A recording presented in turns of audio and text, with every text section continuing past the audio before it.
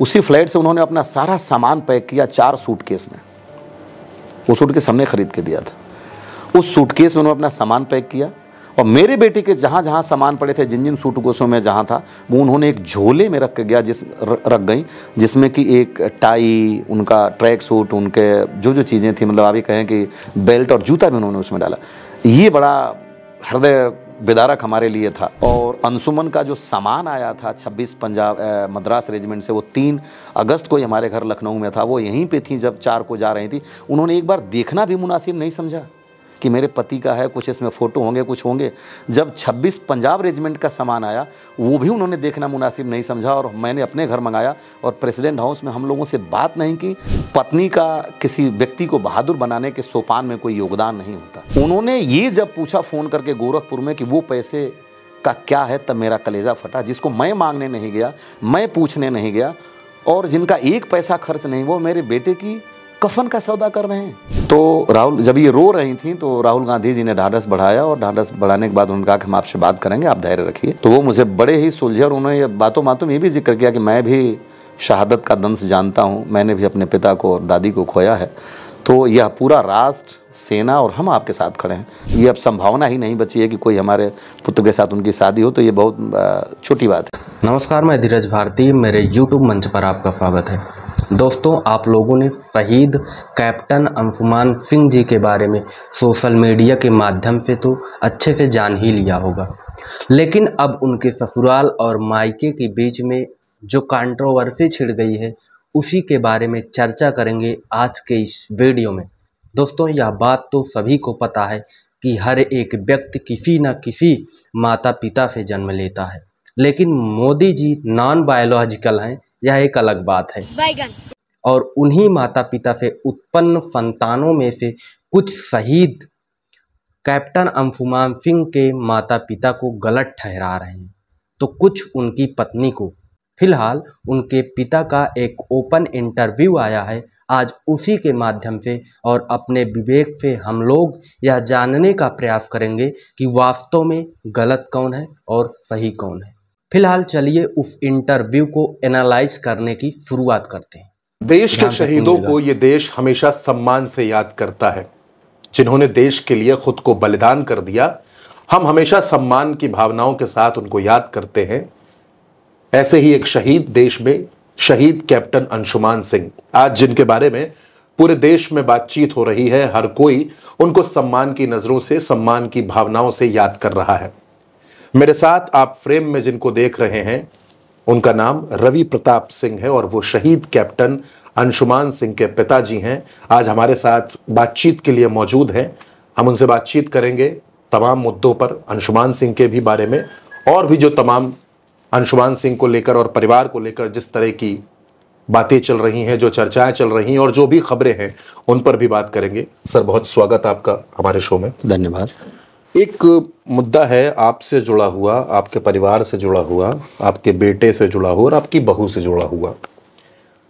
जब राष्ट्रपति भवन में सम्मान हुआ, उसके बाद से लेकर आज जब हम आपसे बातचीत कर रहे हैं, इसके बीच में एक विवाद खबरों की शक्ल में सामने आया कि आपका और आपकी पत्नी, आप और आपकी बहू के बीच में कुछ मतभेद हो गए हैं। अगर आप उस पर बातचीत करना चाहें, कुछ बताना चाहें, क्या वो मतभेद हैं, किस तरीके से इसकी शुरुआत हुई और आज की तारीख में क्या स्थिति है? देखिए, मुझे दुख इस बात का है कि मतभेद प्रारंभ कहाँ से हुआ, ये हमें नहीं जान पाए हम आज तक। अंशुमन की शादी के बाद 10 फरवरी के बाद बड़े धूमधाम से हमने शादी किया और उनके माता पिता भी आदरणीय हैं, बड़े शौक से, और उन्होंने बारात का सम्मान किया और हम शादी करके आए। हमारी बहू आई, हमारी बेटी ITS डेंटल कॉलेज नोएडा में है, तो वहाँ हमने उसको आप कह सकते हैं कि जो हॉस्टल है उससे निकाल करके और एक फ्लैट लिया, तो कि उसमें मेरी बहू भी रहेंगी, ICIC लोम्बार्ड में थी, और अंशुमन भी और उनकी माता को भी मैंने भेजा। तो बड़ा अच्छा चल रहा था। और जिस दिन ये हादसा हुआ, उस दिन भी पहली सूचना मेरी बहू के पास आया। बहू ने ही मुझे सूचित किया कि अप्पा ऐसे हो गया है। तो मैंने अपने सूत्रों से पता लगाया और 11 बजे करीब ऐसा महसूस हुआ कि लोगों ने बताया कि वो ख़त्म हो गए। तब मैंने बहू को कहा कि तुम लोग पकड़ो वहाँ से अपने कैब को और आओ। तो मेरी बेटी और बहू आई। फिर उसी दिन उनके माता पिता भी लखनऊ आए और हम लोग यहाँ से गोरखपुर गए। रात को 2 बजे करीब हम गोरखपुर गए और एक गाड़ी स्कॉर्पियो से उसमें स्मृति के माता पिता, स्मृति और मेरी वाइफ और मेरी बेटी गई, दूसरी गाड़ी में, और बाकी हमारे परिवार के और जो तमाम लोग थे वो गए यहाँ से हम लोग। तो पूरी शिद्दत के साथ जितनी हमारी रस्मों रिवाज थी वो सारी रस्मों रिवाज को स्मृति ने निभाया। उनकी माता भी वो 13 दिन साथ रहीं। 20 तारीख को इसी क्रम में उनके पिताजी ने एक बात छेड़ी थी कि अभी तो केवल 26 साल उम्र है, तो हमने, चूँकि हम परिवारों में एक ऐसा था कि कुछ ऐसा करें या एक मतलब सर्वमान्य कुछ ऐसी बातें हो जिससे किसी की ज़िंदगी प्रभावित ना हो, तो हमने कहा कि देखिए ये मेरी बहू भी है और मेरी बेटी भी है, मैं बड़े धूमधाम से अगर ये शादी करना चाहेगी, क्योंकि निर्णय तो उसका है, मैं 20 तारीख को उससे पूछ तो सकता नहीं था और ये कह दूं कि मैं शादी करूंगा और वो कहे नहीं करूंगी, या मैं कहूं कि नहीं शादी नहीं करूंगा वो कहे करूंगी, तो मैं क्या कह सकता था। तो मैंने कहा यदि वो शादी करना चाहेगी तो मैं बड़े धूमधाम से अपनी बेटी की तरह से यहाँ से विदा करूंगा और हम दोनों परिवारों का सहयोग रहेगा। दूसरा, अगर वो ये कहते, क्योंकि निर्णय अभी अंधकार में था उसका, बात तो हो नहीं सकती थी, ऐसी परिस्थिति में उन्होंने बात छेड़ी थी, मैं तो कर भी नहीं सकता था। तो मैंने कहा अगर वो शादी करना चाहती है तो पहला ऑप्शन ये होगा, मैं अखंड वैधव्य वो झेले, इसका भी पक्षधर नहीं हूँ, ऐसा होना भी नहीं चाहिए। अगर वो ये चाहती है कि नहीं मैं शादी नहीं करूंगी, जो कि मैं नहीं चाहूंगा, तो हम उस कंडीशन में हमारे पुत्र से जो भी पुत्र या पुत्री पैदा होगी पहला उसकी हम गोद में देंगे और उसके पिता का नाम अंशुमान होगा और हमारी जो भी एंसेस्ट्रल प्रॉपर्टी है जिसमें अंशुमान की जो हिस्सेदारी वो उसके नाम से पासान होगी और वो मेरे घर की बड़ी बहू और मालकिन बन के रहेगी। तीसरी दशा, अगर वो ये कहती है कालांतर में कि जा करके कि नहीं मैं अब शादी इसी घर में रहूंगी और शादी का भी मन बनाती है, तो मेरा पुत्र भी है 2 ही साल छोटा है, मैं उससे भी शादी करने के लिए विचार कर सकता हूँ या मैं लगभग तैयार हूँ, ये शब्द कहा था। इसको मीडिया में ये चलाया जा रहा है कि मैं अपने पुत्र से शादी करना चाहता था, ये सर्वथा गलत है, इसका मैं खंडन करता हूँ।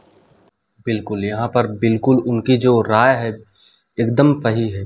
यहाँ तक आप लोगों ने जो भी सुना उनके माध्यम से, ये हमारे हिसाब से सही है, क्योंकि बहुत ही अच्छी बात यहाँ पर इन्होंने ये कहा कि मैं इस समय में, वास्तव में इस समय में उस व्यक्ति से कोई भी चर्चा नहीं की जा सकती, उसके ऊपर कितनी बड़ी विपत्ति है वो वही भी जानता है। लेकिन उनके जब पिता ने खुद उस बात को छेड़ा तो इनके जो विचार निकले वहाँ पर, जो भी इन्होंने उसका आंसर दिया 100% राइट है। आगे सुनिए। और आज बता दूं कि आज के परिवेश में जब मैं उस समय अपनी बहू का जो व्यक्तित्व देखा उसको देख के कहा था, लेकिन आज मैं अपने बेटे की शादी मैं अपने बहू से कदापि नहीं करूंगा, क्योंकि बातें इतनी हो गई और जो व्यक्तित्व का ये निरूपण हुआ है, या मैं नहीं, कोई भी पिता नहीं करना चाहेगा, तो मैं तो बिल्कुल किसी कीमत पे, ये अब संभावना ही नहीं बची है कि कोई हमारे पुत्र के साथ उनकी शादी हो, तो ये बहुत छोटी बात है।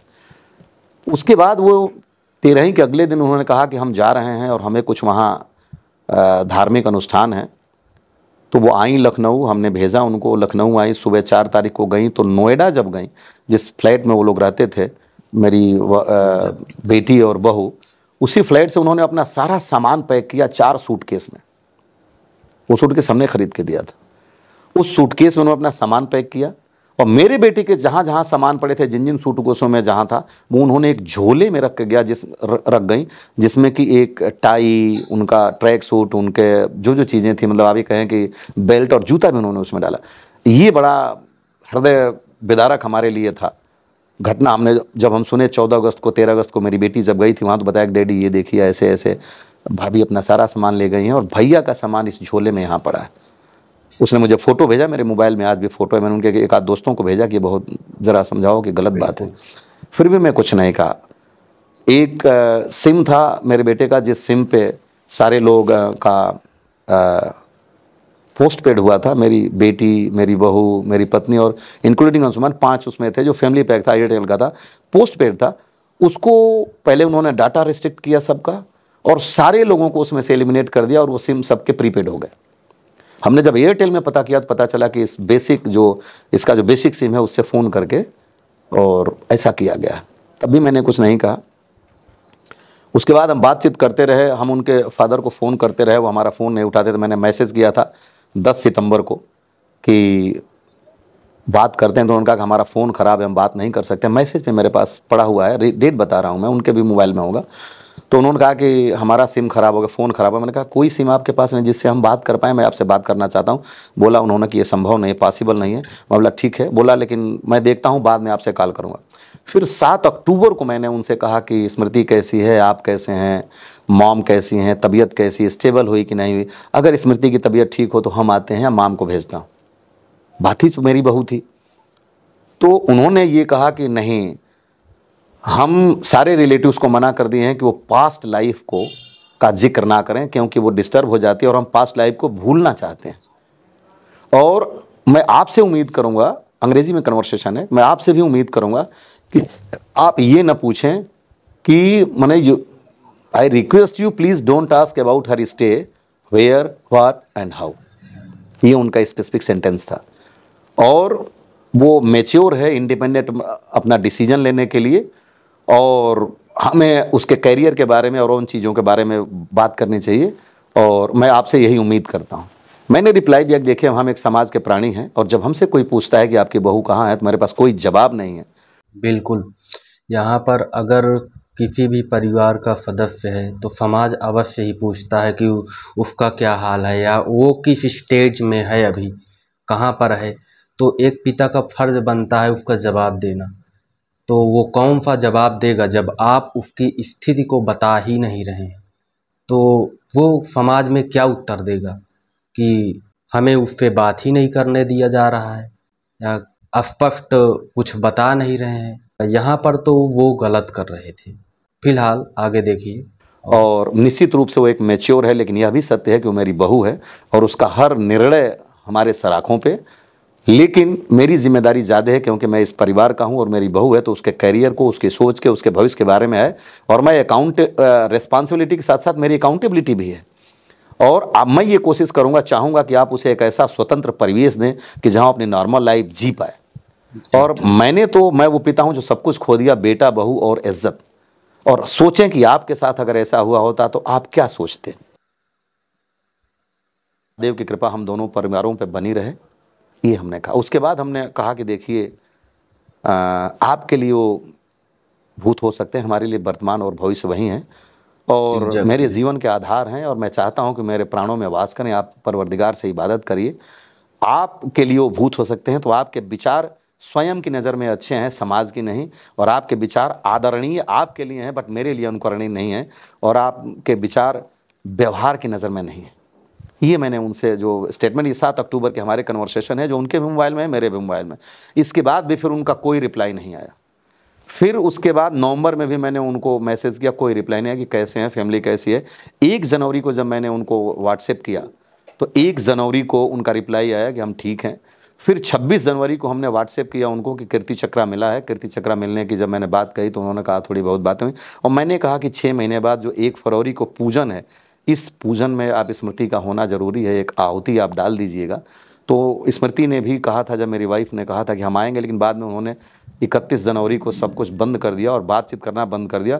मेरे घर में वो पूजन हुई। एक जो मेरे फ़ोटो मैंने उन दोनों व्यक्तियों को शेयर किया, उस अपनी बहू को भी और उनके पिता को भी उसी दिन, और उस फोटो में, उस पूजन में, उस हवन में वो एक आहुति डालने नहीं आई। तब मुझे दुख हुआ। और उसके बाद मैं उनसे बोला कि मैं आ रहा हूँ। जब मैं आने की बात कहा तब उन्होंने कहा कि ये संभव नहीं है आपसे मुलाकात होना, हमारे भाई की मदर इन लॉ एक्सपायर हुई हैं, हम उनके लिए गया और हरिद्वार जा रहे हैं। तब मैंने कहा मैसेज में कि आप उनके लिए तो गया और हरिद्वार जा सकते हैं, लेकिन अपने मेरे बेटे की आत्मा की शांति के लिए उसकी बीवी को एक हवन में आहुति डालने के लिए भी नहीं भेज पाए। मैं जब वो बात फिर बंद कर दी कि नहीं मुलाकात नहीं हो सकती, मैं बोला मैं आ रहा हूँ, आपसे बात करके आऊँगा। तो जब वो फ़ोन बंद कर दिए उठाना, मैसेज भी हमारा नंबर ब्लॉक किया, तो मैं पंजाब सरकार के एक सेक्रेटरी हैं उनसे बात किया कि हमारे साथ ऐसा चला। और गुरदासपुर के एडिशनल डिप्टी कलेक्टर से बात किया कि ऐसे ऐसे हमारी बात है, आप मेरी कुछ मदद करें। उन्होंने फिर नंबर दिया, तो मैं एजुकेशन सेक्रेटरी से बात किया पंजाब सरकार के। उसके बाद उन्होंने जब बात किया, क्योंकि गवर्नमेंट सीनियर सेकेंडरी स्कूल के प्रिंसिपल हैं, तब इन्होंने कहा कि आप हमारे डिपार्टमेंट को इन्वॉल्व किए हैं और अब जो भी बात होगी वो सेक्रेटरी के प्रेजेंस में होगी। मैं बोला बिल्कुल, जिस भी सेक्रेटरी आप कहते हैं सीएम हाउस के या किसी उनकी ही प्रेजेंस में, या सुप्रिटेंडेंट ऑफ पुलिस या डीसी जिसके कहेंगे उसी को होगी। उसके बाद मैं 7 तारीख को वहाँ गया, तो वो आए हमसे मिलने के लिए। मैंने ये कहा कि देखिए, मैं ये चाहता हूँ कि किसी को बहादुर बनाने में उसका DNA, उसकी परवरिश, उसके मित्र, उसके गुरु और उसके चतुर्दिक वातावरण, यही जो प्रभावी तत्व हैं वो मूल रूप से कारक होते हैं किसी व्यक्तित्व के निरूपण और निर्धारण में। पत्नी का किसी व्यक्ति को बहादुर बनाने के सोपान में कोई योगदान नहीं होता। पत्नी प्रेम तो लुटा सकती है अपने मंजूषा से, लेकिन बहादुर के सोपान में वो अगर कालांतर में रही तो मैं नहीं कह सकता, लेकिन इतने समय में बहादुर का जो गुण है वो ओतप्रोत या भर दे ऐसा सामान्यता नहीं है। तो मैंने कहा कि ये जो पुरस्कार है कीर्ति चक्र का, ये माता जी को लेने दें और जो भी उसका मॉनिटरी असिस्टेंस है आप ले जाएं, मुझे कोई ऐतराज़ नहीं। उनका ये जवाब था, वो स्मृति भी बैठी थी कि नहीं, जो मुझे सरकार दे रहे मुझे उससे कोई समझौता नहीं, जो मुझे सरकार देगी वो मैं लूँगा। मैंने कहा कि अगर सरकार, आप अधिकार की बात करते हैं तो उन माँ बाप का क्या अधिकार जो 9 महीने एक माँ अपने पेट में पालती है और पत्नी तो 5 महीने 10 दिन की थी, तो आप इसके बारे में आप क्या करें। उन्होंने कहा कि आप अपनी बात सरकार से कहें, मैं तो जो मुझे सरकार दे रहे हो मैं लूँगा। फिर हमारी ये बातें हुई, मैं बोला ठीक है कोई बात नहीं, तो हम कोर्ट जाएंगे। बोला आप कोर्ट जाइए, लेकिन मैं कोर्ट नहीं गया। और फिर उसके बाद उन्होंने हमारा नंबर बंद कर दिया, ब्लॉक कर दिया। हम यहाँ आए, मुझे इन बीच में कुछ और जो उनकी घटनाएं हुई, जैसे कि जब यहाँ वो जा रहे थे हमारे साथ, जिस स्कॉर्पियो में बैठ करके मेल पर्सन वही थे, यहाँ से गोरखपुर तक वो गए, एक टोल का पैसा भी हमने उनका नहीं लगने दिया। वो हमने व्यवस्था दिया, हमारी गाड़ी आगे निकली या पीछे निकली, ड्राइवर दिया। लेकिन मेरे बेटे की जो उस पूरे क्रिया में जो भी खर्च हुए, वो मैं एक पैसा, मैं अभी कह रहा हूं, एक पैसा किसी का खर्च नहीं हुआ। जबकि 21 तारीख को ही उत्तर प्रदेश सरकार का 35 लाख रुपया और 15 लाख रुपया हमें मिल चुका था। और वो जितने पैसे मुझे अंशुमन के नाम से मिले वो सारे मैंने फिक्स, 1 रुपया भी हमने नहीं छुआ है, रिकॉर्ड पे है। मतलब 1 रुपया हमने अंशुमान का छुआ नहीं है, जो भी मिला है हमने उसको फिक्स कर दिया। तो जो भी उत्तर प्रदेश सरकार का मिला था वो भी हमने नहीं छुआ, उनको जो मिला उन्होंने भी नहीं छुआ। लेकिन 1 रुपया खर्च नहीं करने के बाद, एक सेना की परंपरा है कि स्टेशन हेडक्वार्टर से, नज़दीकी स्टेशन हेडक्वार्टर से फ्यूनरल राइट्स के लिए 10,000 रुपया मिलते हैं, जिसको आप दूसरे शब्दों में कह सकते हैं कफन खरीदने के लिए। उन्होंने ये जब पूछा फ़ोन करके गोरखपुर में कि वो पैसे का क्या है, तब मेरा कलेजा फटा। जिसको मैं मांगने नहीं गया, मैं पूछने नहीं गया, और जिनका 1 पैसा खर्च नहीं, वो मेरे बेटे की कफन का सौदा कर रहे हैं कि वो पैसा क्या हुआ, तब मेरा कलेजा फटा। वीर नारी में वो फ़ोन करती रहीं कि हमें वो नौकरी चाहिए, उत्तर प्रदेश सरकार ने जो दिया है, वो सोचती थी कि पीसीएस की नौकरी मिलेगी, मुझे वो नौकरी चाहिए, मुझे ये उन्होंने कहा कि यहाँ पे तो समूह ग की नौकरी मिलती है, मतलब जो शी में कलर कह सकते हैं आप, जो कि उसके नियमावली में है। तब उन्होंने उसका कंसेंट दिया और बोला कि नहीं, ये नौकरी मैं नहीं करूँगी। तो वो रोज़ फ़ोन करती थी। 10 दिन के बाद वो पढ़ाने चली गई। और अंशुमन का जो सामान आया था 26 पंजाब मद्रास रेजिमेंट से, वो 3 अगस्त को ही हमारे घर लखनऊ में था। वो यहीं पे थी जब 4 को जा रही थी। उन्होंने एक बार देखना भी मुनासिब नहीं समझा कि मेरे पति का है, कुछ इसमें फ़ोटो होंगे, कुछ होंगे। जब 26 पंजाब रेजिमेंट का सामान आया, वो भी उन्होंने देखना मुनासिब नहीं समझा। और मैंने अपने घर मंगाया और प्रेसिडेंट हाउस में हम लोगों से बात नहीं की। और मैंने ये कहा कि कीर्ति चक्र को आप उस बहादुर के सीने पे, यहीं पे एक बस्ट बन लग रही है, उसके लगाने के लिए दीजिए, हम सब सम्मान वापस कर देंगे। और वो जब तक मैं माननीय रक्षा मंत्री से मिल के आ रहा हूँ तब तक वो चेकआउट करके चली गई, कोई जवाब नहीं दिया। तब मेरा ये कलेजा बेदरीन हुआ। और जो ये राहुल गांधी से आने के बाद, मिल के आने के बाद, जब ये बातें पब्लिक डोमेन में आई, निकला कहाँ से मुझे याद नहीं आ रहा है, तब ये बातें सब चल रही। जब अंशुमान सिंह शहीद हुए उसके बाद आपकी और आपकी पत्नी यानी अंशुमान सिंह की मां, आप लोगों की मुलाकात कांग्रेस के सांसद राहुल गांधी से हुई। राहुल गांधी से आप लोगों की बातचीत हुई और उनसे मुलाकात करके आप बाहर आए। क्या कुछ बातचीत राहुल गांधी के साथ आपकी हुई? किस तरह से उन्होंने आप लोगों को सांत्वना दी?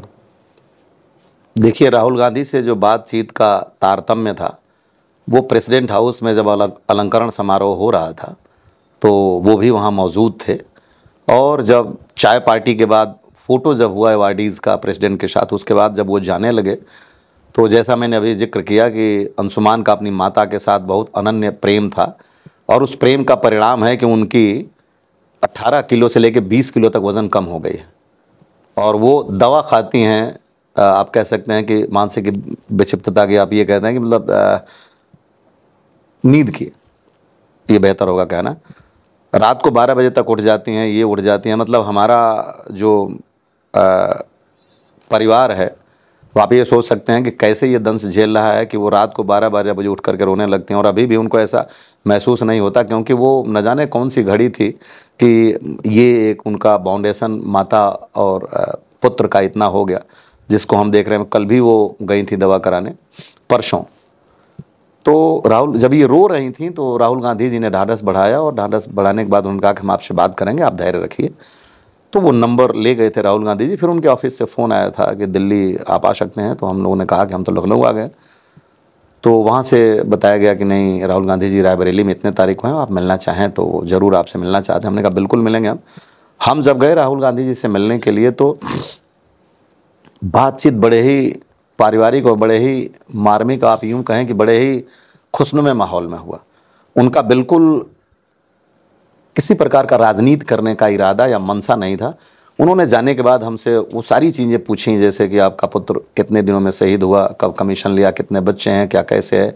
जब उसमें बात आई कि 3.5 साल के ही सर्विस में वो शहीद हो गए थे, क्योंकि वो कमीशन लिए थे 19 मार्च 2020 को, शहीद हो गए थे 19 जुलाई 2023 को। तो 3.5 साल में जब वो लगभग 3.25-3.5 साल में शहीद हो गए, तो सहसा उन्होंने बोला कि अग्निवीर भी तो 4 ही साल का है, तो क्या ये बताएं कि आपको सब कुछ मिलेगा? हमने बोला नहीं, बिल्कुल हमको सरकार का, राज्य सरकार का और केंद्र सरकार का, सारी सरकारों का सहयोग है और हमें सब कुछ मिला जो कि मिलना चाहिए। और मैं माननीय मुख्यमंत्री जी से भी मिला, 2 बार मिला, तो ऐसे लगा नहीं कि मैं किसी इतने बड़े प्रदेश के मुखिया के पास आया हूँ। उनकी आंखें भी नम हो गईं और वो हमेशा कहते रहे कि ये पूरी सरकार आपके साथ खड़ी है। इसी प्रकार मैं 2 बार राजनाथ सिंह जैसे भी मिला, तो उन्होंने ऐसा लगा मुझे कि वो मैं किसी भाई से मिल रहा हूँ बड़े। और भोजपुरी में भी बात है, उन्होंने कहा कि बिल्कुल आप घबराएं नहीं, आपके बेटे की शहादत को सेना और हम सब एक साथ खड़े हैं। यही बात राहुल गांधी जी ने व्यापक हृदय दिखाते हुए, जब ये 3.5 साल की बात आई तो कहा कि मिला। हमने बोला सब कुछ मिला। तो उन्होंने बोला कि देखिए शायद अगर वो अग्निवीर होते, जबकि अफसर तो अग्निवीर होते नहीं हैं, शायद अगर वो अग्निवीर होते तो उनको ये जो पेंशन और जो आप कह रहे हैं वो नहीं मिलती, और हम लोग इसके लिए लड़ रहे हैं, मैं लड़ रहा हूँ, देखता हूँ मैं क्या करूँगा। तो ये बातें उनसे हुई थी, और जो मैंने उनको देखा, उनके व्यक्तित्व को परखा, जितना मेरी थोड़ी सी समझदारी है, तो वो मुझे बड़े ही सुलझे। और उन्होंने ये बातों बातों में ये भी जिक्र किया कि मैं भी शहादत का दंश जानता हूँ, मैंने भी अपने पिता को और दादी को खोया है, तो यह पूरा राष्ट्र, सेना और हम आपके साथ खड़े हैं। उनकी व्यापकता का अंदाजा मैं इसी से लगाया कि वो कदाचित वहाँ आभास नहीं हुआ कि वो विपक्ष के नेता हैं या किसी प्रकार की राजनीति से ओतप्रोत होकर कोई बात कर रहे हैं। वो उनकी आंखें भी नम थी, और वो यही कहे कि देखिए आपके बेटे ने जो शहादत दिया है वो सदैव देश याद रखेगा, और यह ऋण रहेगा देश के ऊपर, और हम, सेना और सरकार, ये सब आपके साथ खड़े हैं। बिल्कुल, आपने जो राहुल गांधी के साथ हुई बातचीत के बारे में भी बताया। अग्निवीर का भी जिक्र राहुल गांधी और आपकी चर्चा के बीच में आया। अग्निवीर पर इस देश में एक बहस चल रही है, विपक्ष की तरफ से भी और सत्ता पक्ष की तरफ से भी, क्योंकि आप खुद एक फौजी रहे हैं, आप एक फौजी के पिता भी हैं। अग्निवीर पर आपकी निजी राय क्या है, आप क्या सोचते हैं? क्योंकि आप एक फौजी रहे हैं, आप सेना को समझते हैं, सेना की परेशानियों को, वहां क्या क्या एक फौजी किन दिक्कतों को महसूस करता है। आपकी व्यक्तिगत राय अग्निवीर को लेकर क्या है? देखिए, अग्निवीर एक बड़ा ज्वलंत मुद्दा है आज की तारीख में, और कोई भी मुद्दा अल्टीमेटली इस देश के जितने भी लोग हैं, चाहे वो नेता हों या नागरिक हों, सबकी जो अंततः मंशा है वह देश की भलाई है। तो जब भी कोई योजना देश में लाई जाती है, कोई भी सरकार लाए, तो उसके ऊपर एक डिटेल स्टडी हुई होगी, जो इससे कंसर्निंग विद्वान लोग रहे होंगे, उन्होंने अपनी राय दी होंगी, और सेना की परिस्थितियाँ, सेना की चुनौतियाँ, सेना की मारक क्षमता, सेना की तैयारी, सेना की ज़रूरत, इन सब पे विचार करने के बाद, और इंटरनेशनल डोमेन में भी इस पे डिस्कशन हुआ होगा कि और देशों में क्या है और इसके इम्पैक्ट क्या है, इसके आर्थिक पहलू भी क्या हैं, इन सब के विचार के उपरांत ही अग्निवीर आया होगा। लेकिन जैसा आप जानते हैं कि सारी चीज़ों का एक प्रोज एंड कॉन्स होता है, तो इसमें भी जो कुछ विवाद उठे और चल रहे हैं, तो जो विपक्ष के लोग अपनी बात रख रहे हैं वो भी इस देश की सेना और इस देश के लिए ही बात कर रहे हैं। सरकार जो कह रही है उसकी भी मंशा यह देश और यह देश की सेना है। लोग आएंगे जाएंगे, विपक्ष सत्ता में आएगा, सत्ता विपक्ष में जाएगा, यह तो क्रम चलता रहेगा, लेकिन यह देश रहेगा और यह सेना रहेगी। तो मेरा जो व्यक्तिगत राय इस पे ये है कि अग्निवीर से जो भी लोग जा रहे हैं, केवल अग्निवीर से तीनों सेनाओं में जा रहे हैं। सरकार में फाइटिंग फोर्स होती है, सपोर्टिंग फोर्स होती है और सर्विसेज होते हैं। फाइटिंग फोर्स में, इन्फेंट्री में तो आप जो है एक अपनी बेसिक ट्रेनिंग लेने के बाद थोड़ी सी ऑन जॉब ट्रेनिंग में भी जा सकते हैं। सर्विसेज में भी आप जो है वहाँ जाके थोड़ी सी काम करने के बाद काम कर सकते हैं। लेकिन जो सपोर्टिंग आर्म है, जिसमें सिग्नल है, इंजीनियर है और ईएमई है, तो इन कोरों में आपको कुछ एक स्पेसिफिक टास्क करने पड़ते हैं। और भी जो फाइटिंग आर्म में भी आप ये मान के चलें कि जहाँ आर्टिलरी है तो उसमें कुछ तोप्स हैं, कुछ मिसाइल्स हैं, कुछ सोफिस्टिकेटेड वेपन हैं, इक्विपमेंट्स हैं जो कि स्टेट ऑफ आर्ट हैं, और उनको विदेशों में अफसर हैंडल करते हैं जबकि हमारे यहाँ वो जवान हैंडल करते हैं। तो इनको स्मूथ फंक्शनिंग के लिए एक कंप्रेहेंसिव ट्रेनिंग की ज़रूरत है, जो कि किसी किसी पर्टिकुलर ट्रेड में शुरू के अगर हम बेसिक ट्रेनिंग को इंक्लूड कर दें तो 2.5 साल तक है शुरू में। उसके बाद एक जवान वो सलाहियत पाता है कि उस इक्विपमेंट को जा करके हैंडल करता है ठीक से। तो अगर हम किसी अग्निवीर को, क्योंकि वो काम भी करेगा, उस यूनिट में भी जाएगा जो कि टेक्निकल है, तो वहाँ अगर वो टेक्निकल सेगमेंट में जाएगा तो उसके लिए ये ट्रेनिंग, कंप्रहेंसिव ट्रेनिंग की ज़रूरत पड़ेगी। और अगर हम ट्रेनिंग 2.5 साल 2 साल की उसको दे रहे हैं तो फिर उसके काम करने का दायरा केवल 2 साल बचता है। तो हम उससे पा क्या रहे हैं, सिविलियन से सोल्जर बना करके। और इतनी एक्सपर्टीज़ लेने के बाद वो 2 ही साल में दे करके आएगा, तो उस एक्सपर्टीज़ का बाहर क्या है उससे आप आज देखिए कि पहले भी लोग जब एक जवान 40 साल में आता है तो एक नरेशन देश में बना है, एक नरेटिव कि वो बाहर गार्ड में खड़ा हो जाएगा।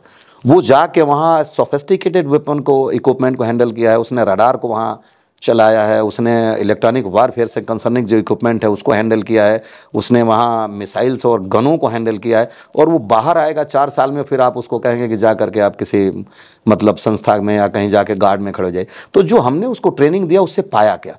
तो रेसिप्रोकल सिस्टम में आप तभी उससे पा सकते हैं जब उसके टेन्योर को बढ़ा दें। तो जैसे अफसर में भी 7 साल 5-5 साल के सेगमेंट में लोग जाते हैं, डॉक्टर जो जाता है वो 7 साल के लिए जाता है, जो बाहर से जाते हैं वो 5 साल के लिए जाते हैं।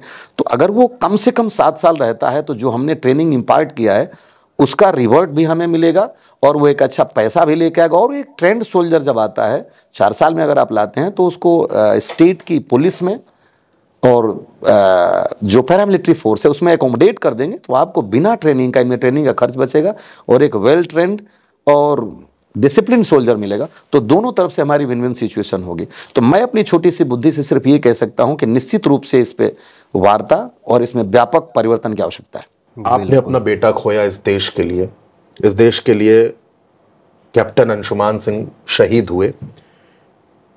जाहिर तौर पर वो दिन एक त्रासदी की तरह रहा है पूरे परिवार पर, आपके लिए आपके व्यक्तिगत क्षति है, आपने अपना बेटा खोया है। हम अपने इस शो के जरिए भी अंशुमान सिंह को याद करते हैं, उनको सलाम करते हैं। हम आपसे सिर्फ शुरुआत में सिर्फ इतना जानना चाहते हैं, एक सवाल है कि अंशुमान सिंह जो आपके बेटे थे, शहीद अंशुमान सिंह, उनकी वो कौन सी सबसे अच्छी बात है जिसको याद करके आप आज भी उनको याद करते हैं और आपकी पलकें भीग जाती हैं? देखिए, सबसे अच्छी चीज़ अगर मैं कहूँ तो वो एक बहुत बहुमुखी प्रतिभा के धनी थे। एक बाप को अपने बेटे की बहुत सी चीज़ें अच्छी लगती हैं, उसमें से अगर मैं कोई स्पेसिफिक चीज़ को ढूंढूं कि क्या सबसे अच्छी लगी तो मेरे लिए कहना थोड़ा सा मतलब ये यूं कहें कि दुष्प्राप्य वस्तु के प्रति अटूट चेष्टा होगी। लेकिन आज भी मेरी पलकें इस बात पे भीग जाती हैं कि 2015 में वो IIT क्वालिफाई किए थे और उनकी रैंकिंग थी 18,725। अच्छा। मेरी जहाँ तक जानकारी है कोई IIT क्वालिफाई किया व्यक्ति सेना में बहुत कम लोग गए हैं जिनकी परसेंटेज 1 से भी कम होगी, और वो IIT क्वालिफाई किए थे। मेरे पास ऑप्शन था कि वो IIT में जाएं, बड़ा पैकेज लें, कहीं और जाएं, बहुत आप समझ सकते हैं कि IIT का क्या क्रेज़ है दुनिया में, देश में, या आर्म्ड फोर्सेस मेडिकल कॉलेज में उनका चयन हो गया था तो डॉक्टर बने या इंजीनियर बने, और वो भी डॉक्टर में सिविल डॉक्टर के लिए भी उनका चयन हो गया था राजेंद्र आयुर्विज्ञान संस्थान रांची के लिए। मैंने एडमिशन भी करा दिया था। तो हमारे पास ये अवसर था, थोड़ा पानी पीने,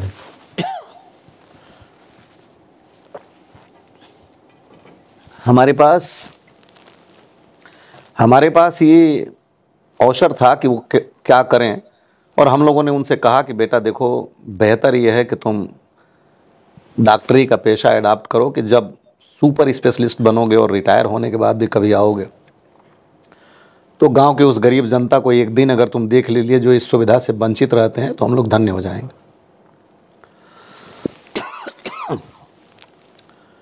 और वो एक बार भी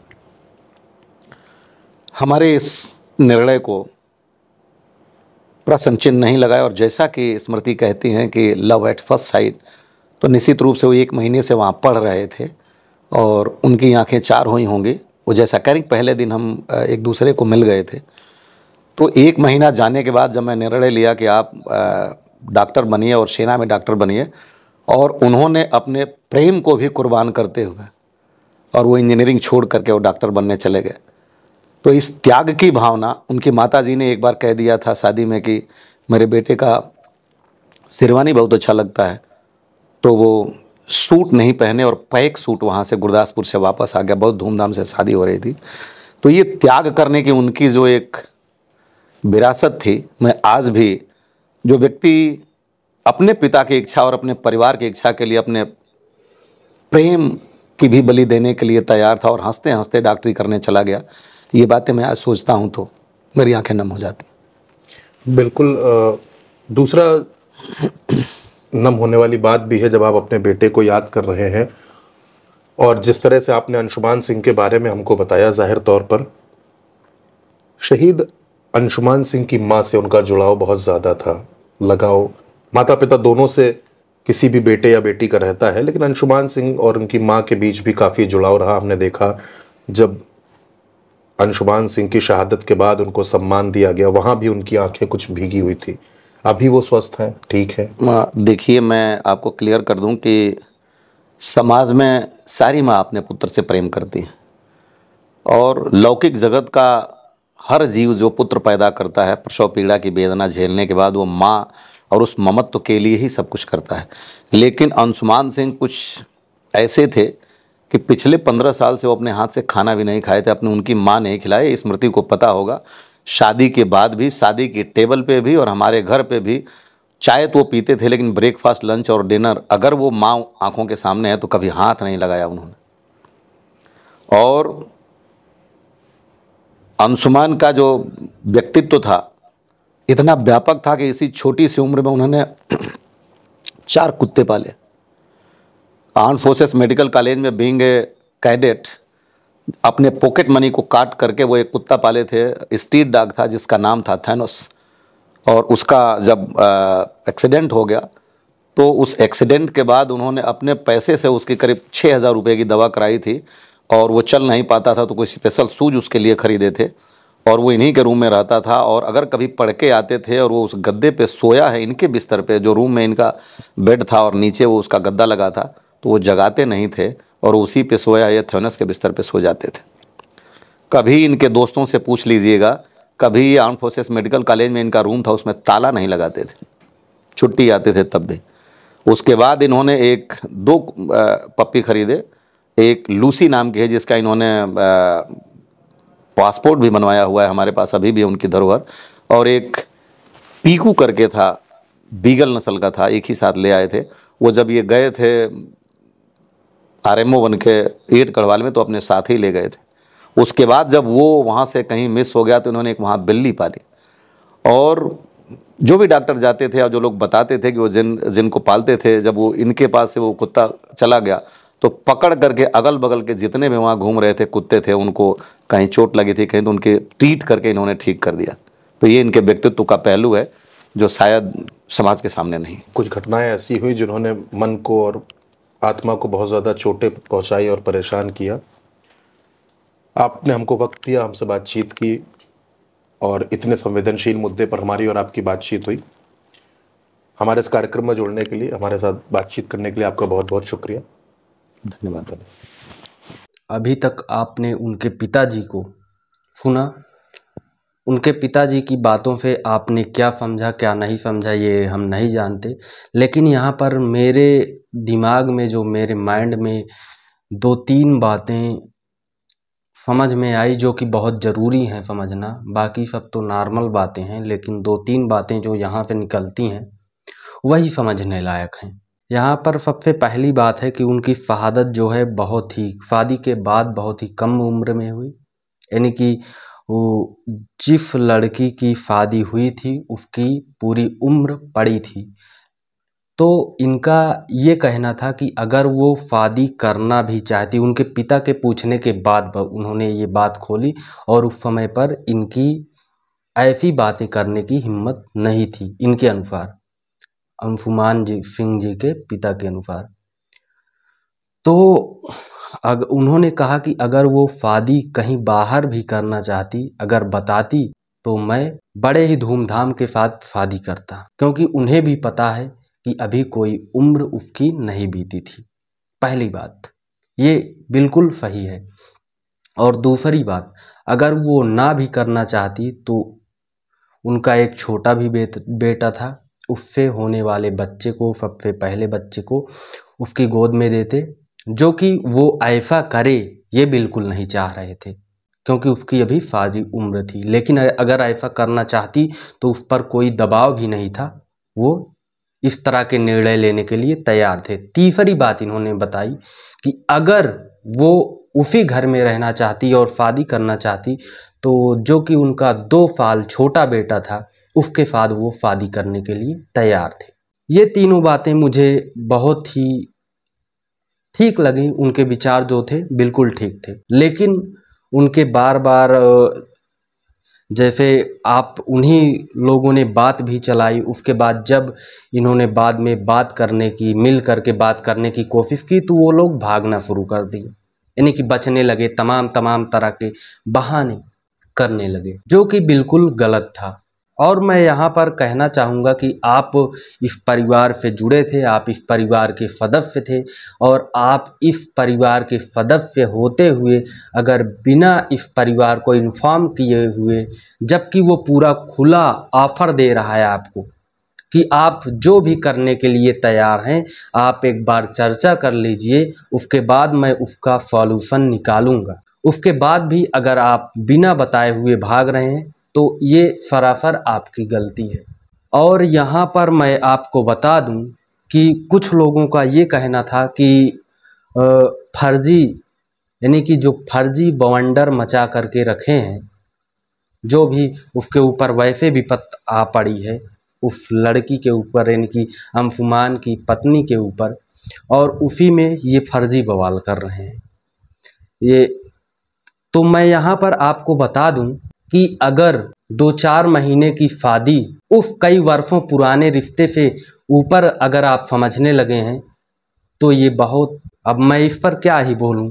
मैं मानता हूं कि विपत्ति आई थी, लेकिन विपत्ति केवल उन्हीं के ऊपर नहीं आई थी। क्या उनके माता पिता को दर्द नहीं था? क्या उनके माता पिता का, अंशुमान अपने माता पिता का कुछ नहीं लगते थे? और अगर वो उनकी पत्नी लगती थी, उस पर उनका अधिकार था, कीर्ति चक्र मान लो, जो भी सम्मान मिला उस पर उनका अधिकार था, तो माता पिता का क्या उस पर अधिकार नहीं था? मैं कहता हूं ठीक है, आप लीजिए, एक सम्मान किसके ऊपर मिला? सम्मान शहादत के ऊपर मिला, और शहादत को आप स्वीकार नहीं कर सकते, यानी कि आप उसको छोड़ करके भाग रहे हैं, भागना ही हुआ है।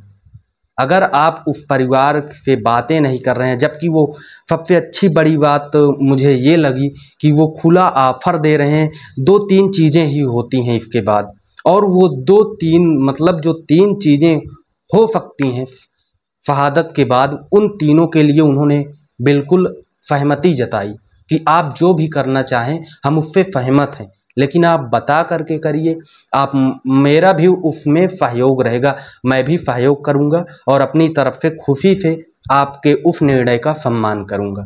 लेकिन आप उसे छोड़ करके भाग रहे हैं, आपको वो व्यक्ति बांध भी नहीं रहा है कि नहीं आपको यही करना है, और उसके बाद भी आप उसको बिना बताए हुए भाग रहे हैं, तो ये आपकी बहुत बड़ी गलती है। और इस गलती के कारण मैं तो कहता हूँ कि उस सम्मान पर भी आपका बिल्कुल अधिकार नहीं बनता है। वो वास्तव में सम्मान जो है वो माता पिता के हक का है। अगर आप उस शहादत को नहीं स्वीकार कर सकते, स्वीकार करने का मेरा ये मतलब नहीं है कि आप उसी अवस्था में आजीवन बने रहें, कम से कम वो परिवार जो चाह रहा है। और सबसे बड़ी बात मुझे ये लगी कि वो बिल्कुल भी आपको किसी के लिए दबाव नहीं दे रहा है, वो खुशी से आपका ही निर्णय है, बस उससे बता दीजिए, वो भी उसमें भागीदार हो जाए बस। वो इतना चाहता है। और इतना करने के बाद आप हर एक चीज़ के जब खुफी पे वो सब चीज़ दे रहा है आपको, तो आपको क्या दिक्कत है? तो ये मेरे माइंड में जो थिंकिंग उत्पन्न हो रही है, जो निर्णय आ रहे हैं निष्पक्षता से, जो भी मेरे माइंड में आ रहा है वो यही है कि आपको बता करके वास्तव में जो भी निर्णय लेना चाहिए था लेना था। जब आपको खुली छूट है, तो दबाव की बात होती तो वो अलग बात होती, मैं भी उसके पक्ष में ना होता, क्यों? लेकिन दबाव में नहीं है तो ये आपकी गलती है और इस अनुसार आप बिल्कुल गलत कर रहे हैं और आप उस सम्मान के पात्र भी नहीं हैं। वास्तव में उस सम्मान के पात्र वो माता पिता हैं उस जगह पर। और यहाँ पर उसके बाद फिलहाल ये फैसला भी सुप्रीम कोर्ट का आ चुका है कि अब जो है अगर किसी भी शहीद को जो सम्मान दिया जाएगा उसमें आधा हक माता पिता का होगा और आधा हक पत्नी का होगा। फिलहाल ये निर्णय बिल्कुल ठीक है। जो भी है, मेरे विचार आपको कैसे लगे कमेंट बॉक्स में ज़रूर बताइए और शहीद अंशुमान सिंह जी के पिता के विचार आपको कैसे लगे वो भी कमेंट बॉक्स में बताइए। और इस पूरे वीडियो के हिसाब से आपके दिमाग में क्या निर्णय उत्पन्न हो रहे हैं, आपका विचार क्या कहता है, कमेंट बॉक्स में ज़रूर बताइए। ऐसे ही वीडियो से अपडेटेड रहने के लिए चैनल को सब्सक्राइब करें, वीडियो को लाइक करें और नोटिफिकेशन को ऑन कर लें। बहुत बहुत धन्यवाद। मिलते हैं एक नई वीडियो में नई स्टोरी के साथ। Thank you.